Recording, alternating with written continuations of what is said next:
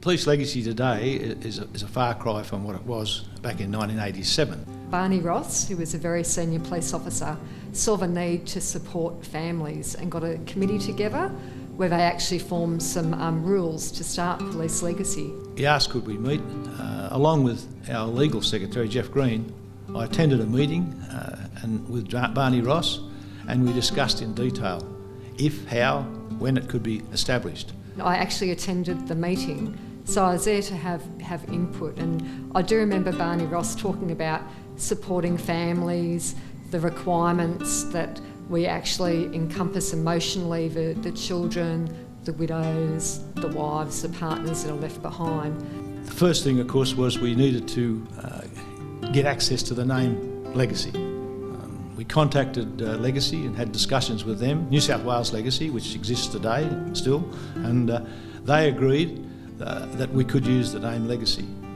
I'm pretty confident not too many organisations other than police would have been given the name. We started from very humble beginnings, so a lot of the work done for Police Legacy was just done by us with good intentions of helping people. We didn't have a large financial backing.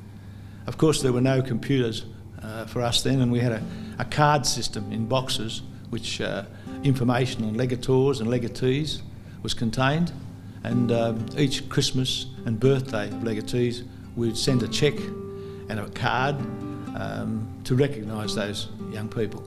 Birthday cards were written out by hand and posted to the children with a cheque or cash in the card. If we had Christmas parties, everything we got we would go around and seek donations. We would cook barbecues ourselves. It was very hands-on, supporting families with the limited resources that we did have. What was important to the board then was to look at things that are very much family-based. For instance, holiday camps, taking the kids away. There's no more that parents love to do than to take their kids away and enjoy a holiday. So that was one thing we set up.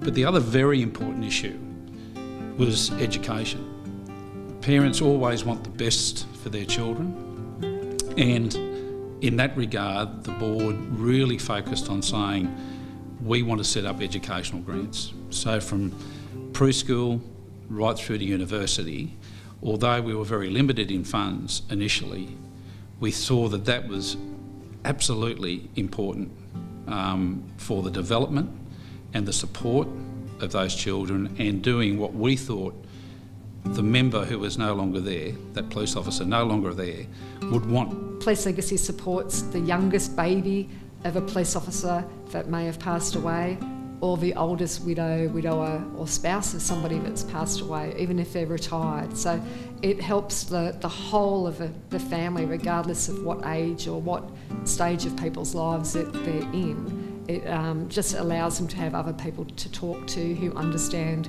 what they're going through, and just to provide assistance for people. When we first talked about it, we probably never dreamt it would get to this stage, and I'm very proud and to see it every time I see the people involved who are dedicated, and it's run so professionally. Police Legacy has come a long way, but the one thing that I'm terribly proud of and that I see today in the organisation is the esteem at which it's held. That's not something that people give to an organisation. You earn that as an organisation.